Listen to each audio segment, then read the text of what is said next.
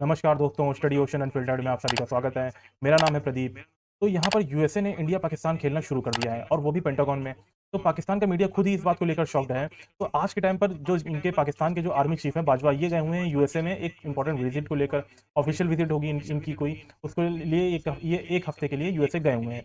और पेंटागन जो कि इनकी आर्मी नेवी हर चीज़ का जो एक इंपॉर्टेंट कंट्रोल सेंटर है। आपको शायद याद होगा, अभी कुछ ही दिन पहले जो हमारे विदेश मंत्री हैं एस जयशंकर जी, इनका एक भव्य वेलकम हुआ था, भव्य स्वागत हुआ था वहाँ पे पेंटागन में। इनको ऑनर कॉर्डन दिया गया था।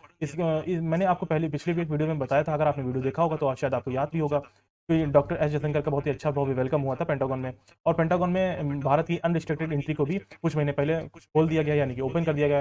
तो ऑनर कॉर्डन बेसिकली बहुत ही भव्य तरीके से वेलकम किया जाता है किसी भी कंट्री के प्रेसिडेंट का, पीएम का या विदेश मंत्री का पेंटागन में।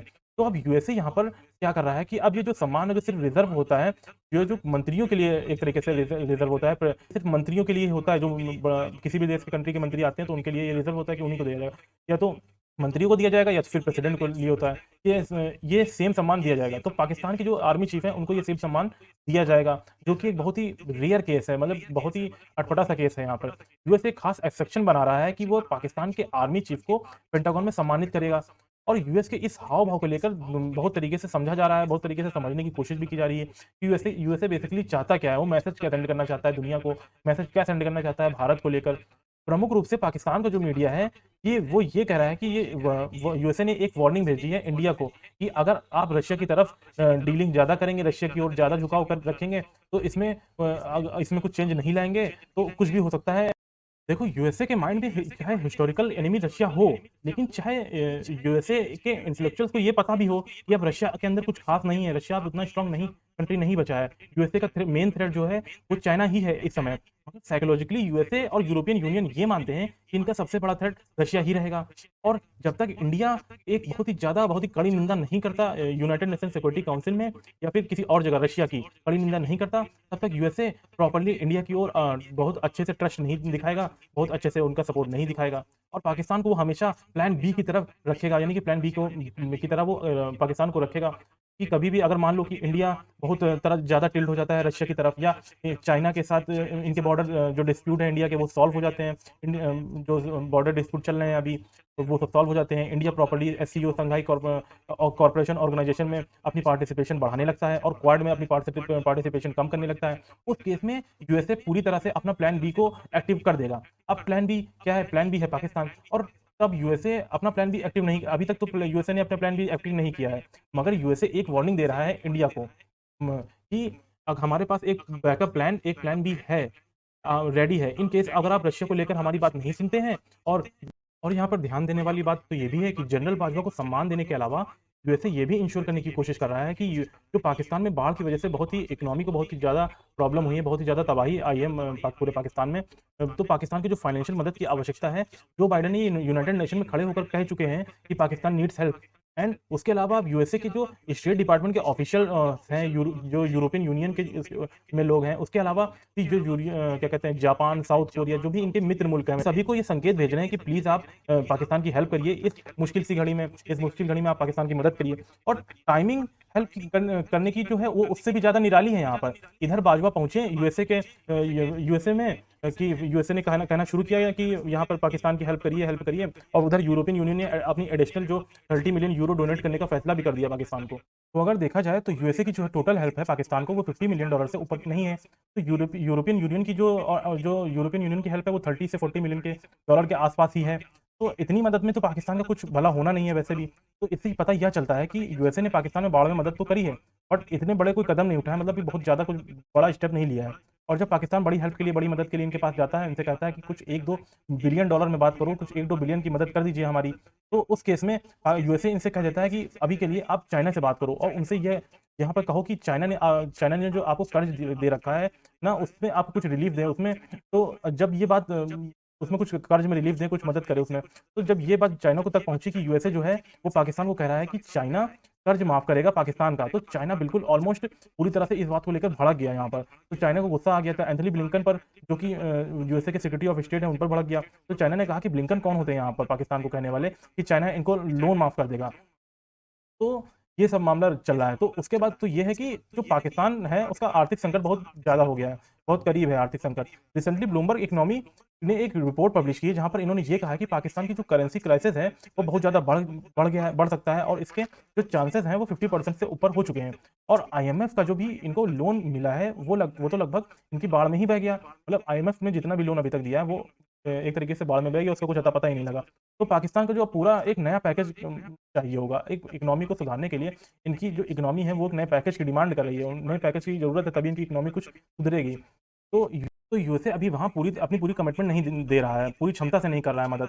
एंड अभी के लिए संकेत भेज रहा है भारत को कि हम अभी पूरी क्षमता से मदद नहीं कर रहे हैं, एंड हम पूरी क्षमता से मदद कर सकते हैं, हम आर्थिक रूप से इस देश को खड़ा कर सकते हैं अगर इंडिया रशिया के मामले में यूएसए की लाइन पर नहीं चलता है। तो अगर इंडिया यूएसए की लाइन पर चलेगा तो फिर ठीक है, वरना अगर नहीं चलेगा यूएसए की लाइन पर तो फिर हम मदद कर भी सकते हैं। ये है इनका मामला। तो ये एक दृष्टिकोण है, मतलब ये एक दृष्टिकोण है कि जो जनरल बाजवा की वहाँ पर पेंटागन में सौगत हुई वो किस लिए हुआ, उसका एक दृष्टिकोण है। ठीक, तो दूसरा दृष्टिकोण इसका क्या हो सकता है? तो इसका दूसरा दृष्टिकोण ये हो सकता है कि यूएसए भारत को कोई खास मैसेज यहाँ पर नहीं भेज रहा है, बहुत थोड़ा बहुत हो सकता है, रिमाइंडर कर रहा हो, कुछ भी हो। लेकिन मेन जो यूएसए का ऑब्जेक्टिव यहाँ पर ये हो सकता है कि अगले जो पाकिस्तान के इलेक्शन है यहाँ पर, जो करंट गवर्नमेंट है पाकिस्तान की, जो काफ़ी प्रो यूएसए की है, मतलब जो प्रो यूएसए की है गवर्नमेंट, इनको एक स्ट्रॉन्ग बेस मिल जाए यहाँ पर पाकिस्तान की पब्लिक में। ये बात पाकिस्तान की पब्लिक को ये बात समझ में आ जाए कि जो करंट गवर्नमेंट है पाकिस्तान की, अगर ये कंटिन्यू करती है हेल्प, तो कंटिन्यू करती है भविष्य में, तो यूएस लगातार पाकिस्तान की हेल्प कर देगा। अगर ये सरकार हटती है तो यूएस पाकिस्तान की हेल्प नहीं करने वाला। मतलब ये मैसेज एक तरीके से ये पाकिस्तान की आवाम को भेजना चाह रहे हैं, इसलिए उन्होंने शायद मदद कर यूएसए में पेंटागन में जनरल बाजवा का थोड़ा वेलकम किया है कि अगर ये गवर्नमेंट रहती है तो अच्छी बात है। क्योंकि पाकिस्तान में अभी आप देखेंगे जो डायनामिक्स हैं यहाँ पर, जो इनके गवर्नमेंट की, एक जो इनके इमरान खान जो हैं ये बहुत ज़्यादा एंटी यूएसए हैं, मतलब यूएसए को बहुत कड़ी निगाह से देखते हैं। तो अगर ये दोबारा पावर पाकिस्तान की पावर में आए तो ये यूएसए के साथ पाकिस्तान के रिलेशन बहुत ज़्यादा ख़राब कर देंगे, ये तो बात पक्की हो गई है। और उस केस में यूएसए की जो डिपेंडेंसी है वो भारत की तरफ कई गुना बढ़ जाएगी। मतलब ये अगर आए पावर में तो यूएसए की जो डिपेंडेंसी भारत की तरफ बढ़ जाएगी। तो भारत की नज़र से तो ये इंपॉर्टेंट ये है कि इमरान खान ये पाकिस्तान की पावर में रहे, मतलब ये पाकिस्तान की पावर में रहेंगे तो इनकी पब्लिक है वो आर्मी के अगेंस्ट कर देंगे ये। मतलब इतनी इनकी काबिलियत है, इतनी इनकी काबिलियत है कि ये पाकिस्तान की जो पब्लिक है वो अब इनकी अपनी आर्मी के खिलाफ कर देंगे ये। इसके अलावा ये क्या इनकी काबिलियत ये भी है कि पाकिस्तान की जो पब्लिक है वो यूएसए के अगेंस्ट भी कर देते हैं ये भी इनकी बहुत अच्छी काबिलियत है। तो ये बहुत ही इंपॉर्टेंट व्यक्ति है भारत के लिए अगर देखा जाए तो। दूसरी तरफ जो दो नेता हैं, पहले तो ये शहबाज शरीफ हैं पाकिस्तान के करंट नेता, मतलब करंट पाकिस्तान के जो प्राइम मिनिस्टर हैं अभी, तो ये पीएमएल-एन पार्टी से बिलोंग करते हैं। दूसरे बिलावर भुट्टो हैं, ये पीपीपी पार्टी से बिलोंग करते हैं। ये जो है पाकिस्तान के विदेश मंत्री हैं अभी मतलब प्रेजेंट गवर्नमेंट में। एंड इन दोनों को जो पाकिस्तान की आर्मी बैक करती है और यूएस की जो गवर्नमेंट है वो भी काफ़ी हद तक इनको सपोर्ट करती है। ठीक, तो यूएस मानता है कि अगर ये दोनों लोग पाकिस्तान में, ये दोनों जो लोग हैं जो अभी करंट गवर्नमेंट में है, ये दोनों रहेंगे तो पाकिस्तान एंड यूएसए के जो रिलेशन है वो लगातार सुधरते रहेंगे।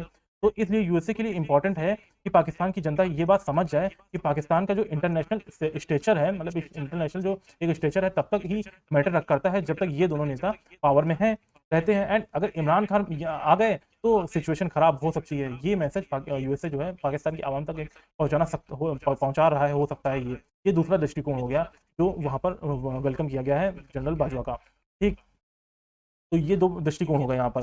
मगर सवाल यहाँ पर ये उठता है कि यूएसए ये मैसेज पाकिस्तान की जनता को ठीक पाकिस्तान में इलेक्शन से पहले किस कीमत पर भेज रही है? क्या यूएसए सच में भारत को नजरअंदाज करके पाकिस्तान को इलेक्शन को ज्यादा इंपॉर्टेंस दे रहा है?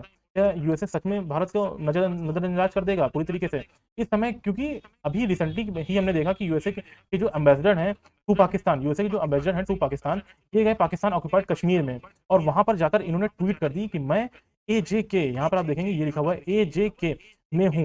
मतलब एजेके एक नकली सी सोच है दरअसल जो पाकिस्तान ने बनाई है, मतलब इनके खुद के ही ख्याली पर पुलाव पक रहे हैं अलग से ही। इन लोगों ने के हिसाब से मतलब है कि आज़ाद जम्मू कश्मीर, क्योंकि ये मतलब एजेके मतलब आज़ाद जम्मू कश्मीर है ये, और इनके जो प्रोपेगेंडा के हिसाब से जो चल रहा है, इन्होंने कश्मीर को आज़ाद भी कर दिया है। वाह भाई वाह, मतलब गजब है इनका प्रोपेगेंडा तो ये बहुत ही शॉकिंग था कि यूएसए की जो एम्बेसडर जो टू पाकिस्तान है वो खुद ऑफिशियली जाएंगे पीओके में, और इवन जो जिन्ना के से रिलेटेड जो म्यूजियम्स हैं उन्हें भी विजिट करेंगे नहीं। और तो इससे पहले आपने देखा होगा, अभी कुछ मंथ पहले की बात है कि यूएसए की एक मेंबर्स ऑफ पार्लियामेंट थी, इलान ओमार करके हैं, नाम इनका ठीक से मैं नहीं ले पा रहा हूँ शायद।